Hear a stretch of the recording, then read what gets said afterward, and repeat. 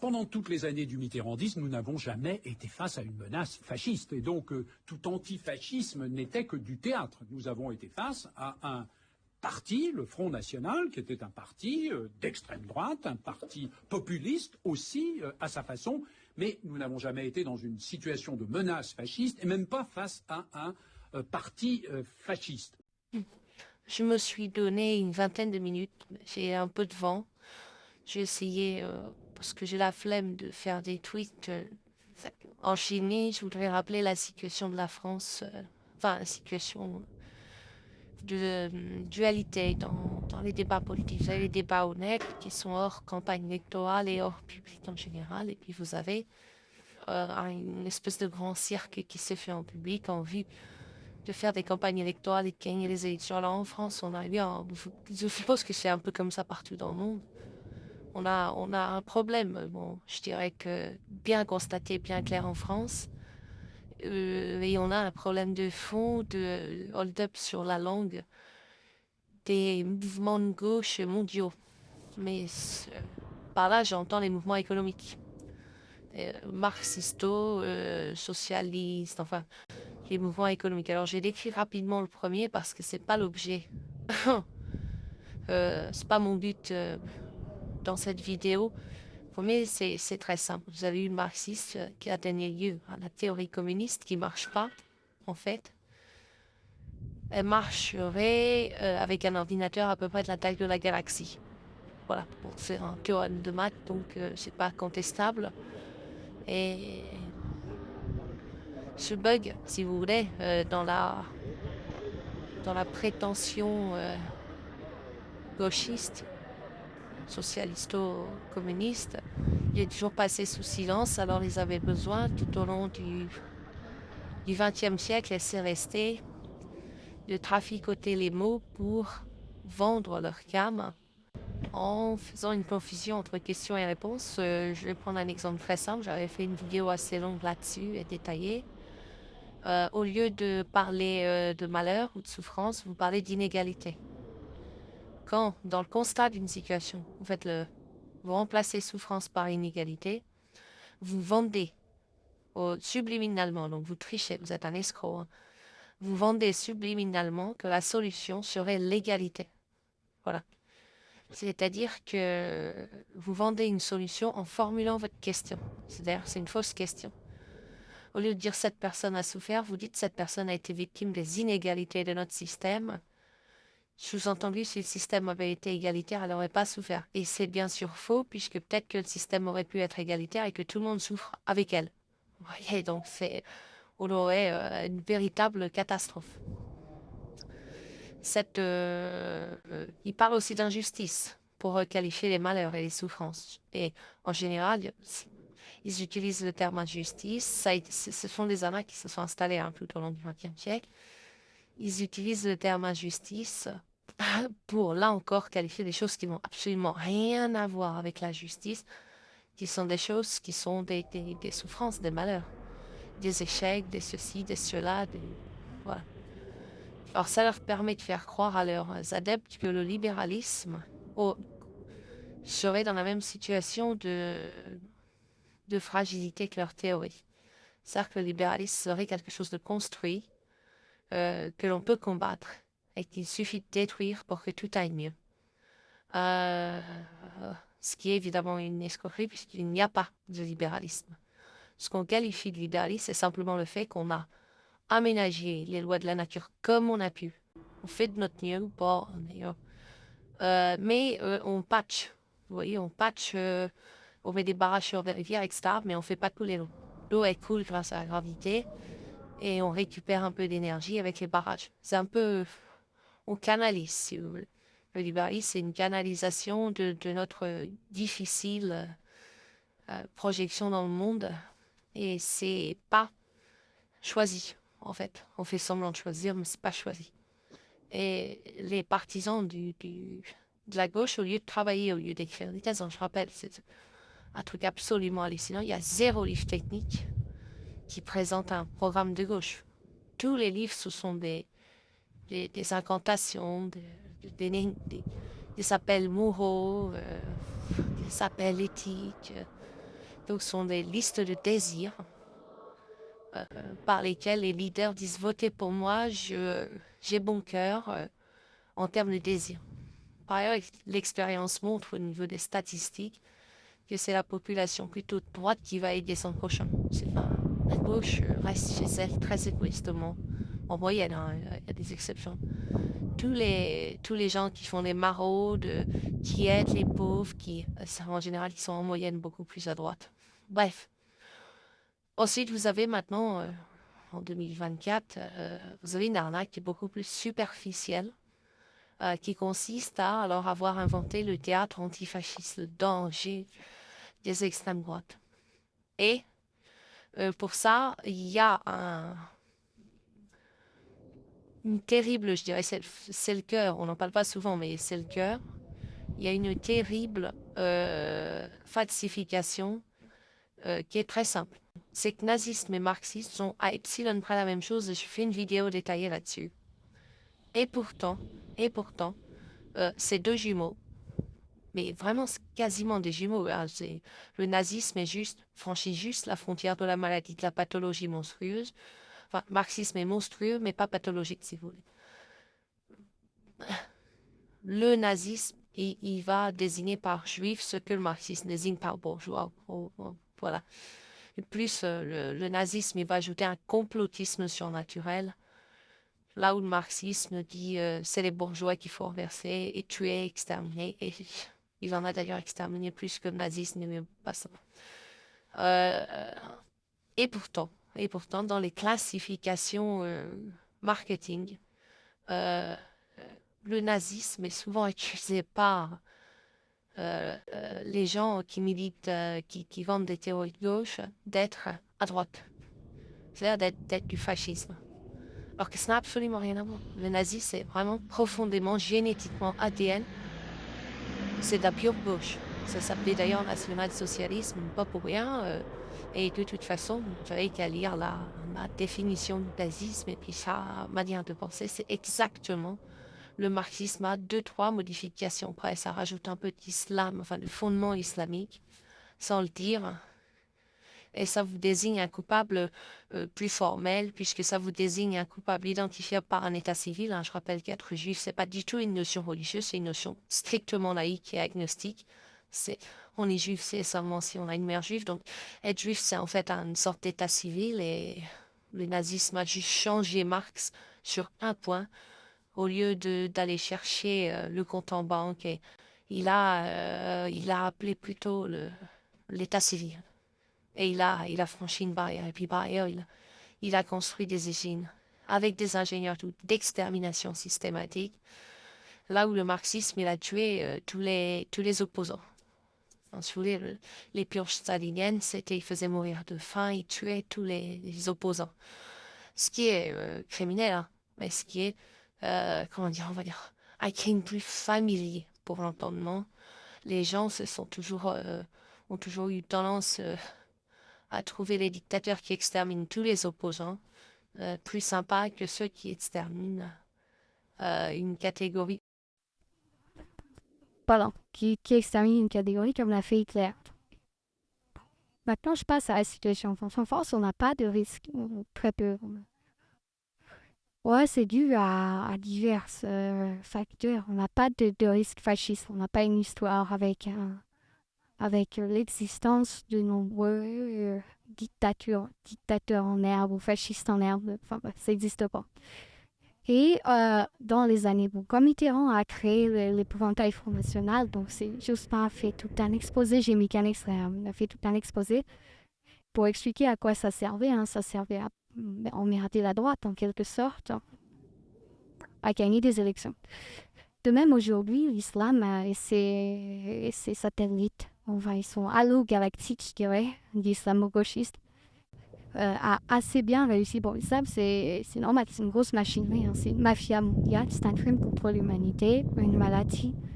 Donc, si vous voulez, il ne faut pas vous attendre à... Voilà, c'est pas un petit gars comme Mitterrand en islam, c'est une entité extrêmement dangereuse. Ils ont réussi à magnifier, si vous voulez, l'installation de ces faux concepts de campagne électorale en traitant de fascistes ou de ou d'extrême droite, les réacs et les conservateurs, les coincés du cul, qui forment 5%. Hein.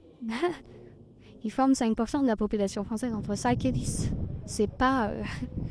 il n'y a pas une population fascisante mais ils ont réussi à faire passer tous les gens qui dénoncent l'islam et donc qui dénoncent un crime contre l'humanité, hein, une pédocriminalité organisée, un crime contre l'humanité organisé,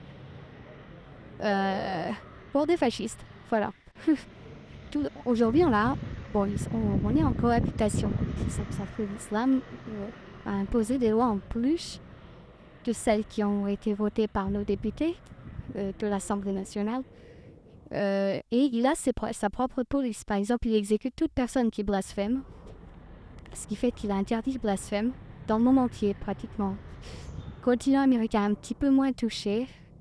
Il y a des poches en Turquie qui résistent et il y a des dirigeants des pays historiquement dits musulmans qui essayent de désislamiser parce qu'ils ont conscience du danger. Mais globalement, l'entité islamique, donc la mafia islamique,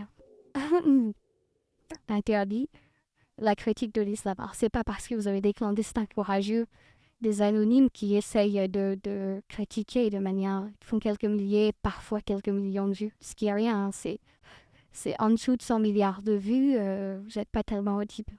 Je ferai une vidéo pour expliquer ces histoires de nombre de vues. Ils ont réussi à dire t'es du printemps républicain ou t'es pour la laïcité, c'est forcément que t'es fasciste, que t'es d'extrême droite, etc. T'es pour l'interdiction du voile ou pour l'interdiction de l'islam, c'est forcément que t'es d'extrême droite, etc.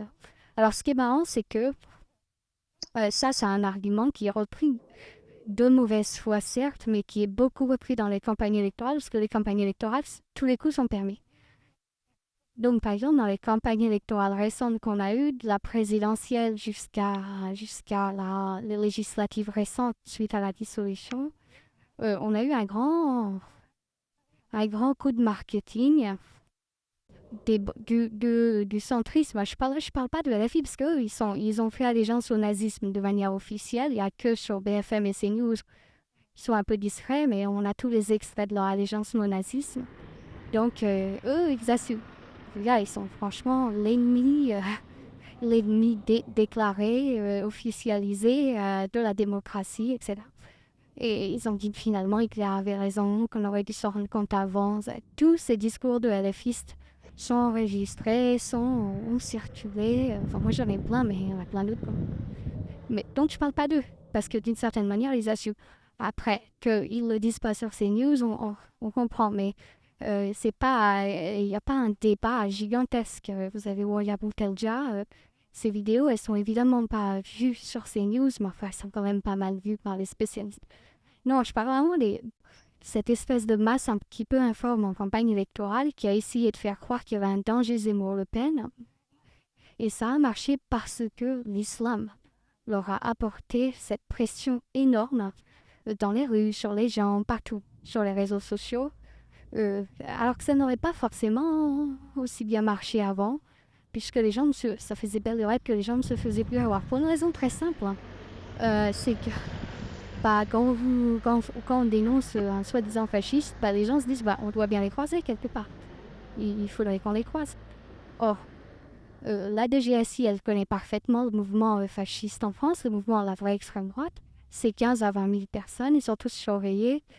Et ils sont tous sacrément, on va dire, qui seraient à l'HP s'il y avait de la place, quoi. C'est-à-dire, ils sont très, très identifiables.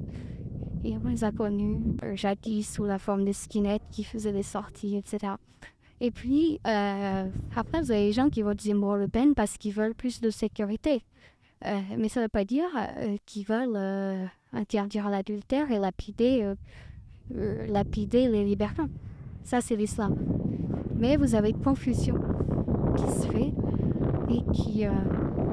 Putain, j'espère que ça va être quand même audible.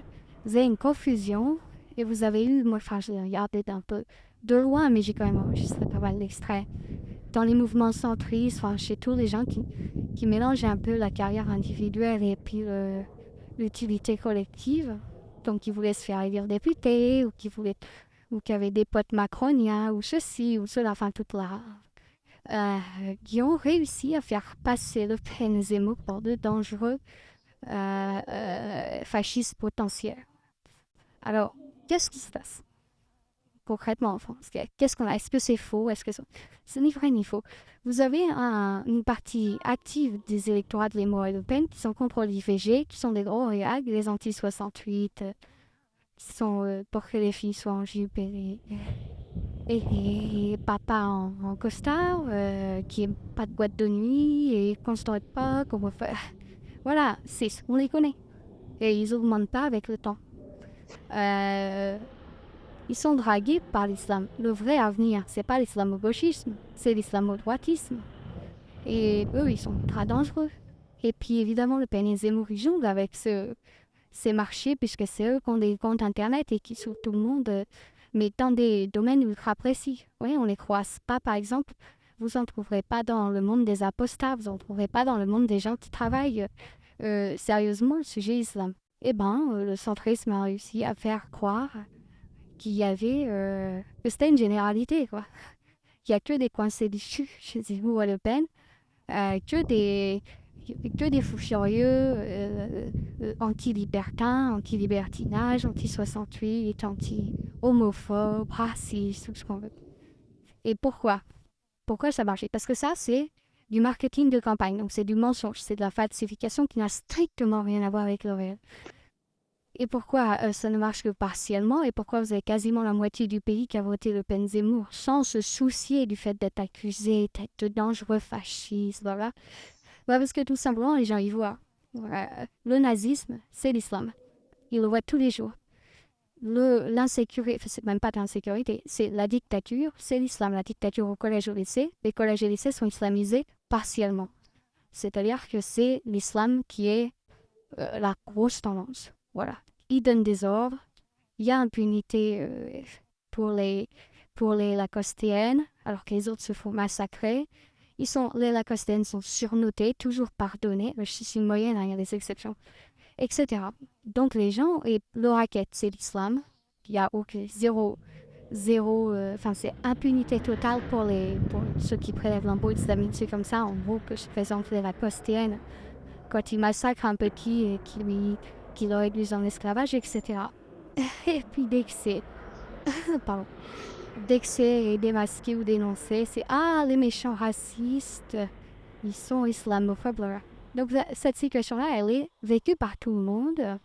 Et alors, par ailleurs, vous avez les gens victimes de tourmentes, entre 30, j'ai pas l'évaluation exacte, mais c'est entre 30 et 200 fois plus de tourmentes que celles qui donnent lieu à des plaintes. Donc vous imaginez, c'est pas rien. C'est courant, les tourmentes. Donc vous avez une grande, comme dans le monde d'ailleurs, c'est les mêmes chiffres dans le monde entier. L'islam, il a une bande passante de crimes contre l'humanité, c'est-à-dire d'extermination, de destruction de fillettes par viol pédocriminel de 1,4 milliard de fillettes par tranche de 100 ans. C'est 30 fois l'addition, la somme de tous les autres débits de l'histoire humaine, de tous les autres débits génocidaires et massacres divers et variés. On met tout de l'histoire humaine. Eh bien, on a la même chose dans les collèges et lycées. Dans les collèges et lycées, dans les boîtes de nuit, dans les galeries commerciales, etc. Alors évidemment, les gens s'adaptent. Donc si vous voulez, vous prenez pas un coup de couteau, vous ne faites pas tabasser, vous ne faites pas martyriser, dès lors que vous obéissez à l'entité islamique locale, c'est-à-dire la petite bande de la Costéenne, etc. Ou parfois c'est rare, mais parfois il y en a un seul qui fait du recel qui sait qu'on a peur de lui. Voilà. Et du coup, il n'a pas besoin de vous frapper, on ne pourrait pas porter plainte et donc vous ne rentrerez pas dans les statistiques. Bon, les gens ils voient ça tous les jours, partout, et il y en a qu'un sur deux qui réclament plus de sécurité, en votant Zemmour Le Pen, qui réclament vraiment, voilà. Et puis dans ces 1 sur 2, vous en avez 1 sur 10 qui est anti-68, réac, considère anti-LGBTiste, considère que le monde est décadent, etc. En gros, c'est ça la situation. Donc c'est pas du tout, il y a 0 sujet. 0. Il y a rien. Voilà. Vous avez des gens qui disent qu'ils en ont marre que Et il se base sur des faits. Je rappelle que 80% des prisonniers en France sont musulmans, font le ramadan, donc sont musulmans a priori. C'est c'est les cantines qui nous donnent ce résultat. Et surtout, si vous regardez que les crimes de sang, les crimes barbares et violents physiquement, c'est entre 95 et 100 heures, c'est quasiment la totalité. Pour des raisons que j'ai expliquées de culte du masculin, c'est pas, voilà. Il n'y a plus de limite. C'est-à-dire que là, quand vous admirez Gal Gadot dans Wonder Woman, eux, ils admirent les vidéos de Daesh, c'est leur cam. Et je parle aussi des modérés, en moyenne. C'est une maladie, bon, j'ai déjà dit. Donc, vous avez en fait une situation qui est tout. Enfin, vous avez un réel avec des gens qui font des choix comme le vote est anonyme, heureusement d'ailleurs. Sinon, et puis vous avez la campagne électorale qui s'est complètement, les campagnes électorales, la communication politique, complètement détachée du réel. Qui dit, voilà, regardez tous les jours dans les collèges, dans les lycées, dans les rues, dans les garies, comme ça, dans les discothèques, il y a des gens d'extrême droite qui viennent vous agresser en disant sur la Bible, sur l'Évangile, je vais brûler ta maison, sur la Torah, je vais niquer ta grand-mère et moi j'étais mort, etc. Regardez toute cette extrême droite dans les classes et partout en France. Bon, on mesure le ridicule, mais c'est comme ça. Je veux dire, après, vous avez une manière de maquiller les trucs, mais c'est comme ça que ça se passe. Vous avez ces campagnes marketing qui ont... Alors, attention, je précise qu'on est sur du mensonge à jonction, on n'est pas sur du mensonge. Tout le monde sait très bien que Zemmour et Le Pen ne sont pas fascistes, ils sont des gros coincés du cul, conservateurs, voilà, et que, en plus, Zemmour n'a même pas d'élu, et puis, quant à Le Pen, elle fait tellement de zigzags et a tellement tourné le dos à son père qui, lui, pour le coup, avait des idées puantes et des visions soraliennes du monde. Franchement, le RN d'aujourd'hui, c'est avant tout une machine marketing pour... Ils veulent les voix de tout le monde, donc voilà, ils veulent les voix de tout le monde tout en gardant en gros. Mais si vous voulez, tout le monde le sait, ça. C'est juste, dans les campagnes électorales, vous avez, ouais, luttons contre barrières républicaines et tout. Et c'est quand même pas rien d'avoir cette falsification parce que, comme les réseaux sociaux amplifient tous les mensonges à jonction et créent des effets loupes, vous avez des tas de gens, alors en général, ce n'est pas des gens très solides, mais vous avez des tas de gens qui veulent s'insérer là-dedans et qui vont de bonne foi partielle récupérer ces falsifications marketing et si vous voulez faire fonctionner leur compte sur les réseaux sociaux comme s'il y avait du fond derrière, comme s'il y avait une pensée derrière, comme s'il y avait un réel danger d'extrême droite, etc. On a par exemple eu récemment, mais c'est normal, il est influenceur carriériste, c'est nous qui avons eu le tort de penser qu'il était sincère et honnête.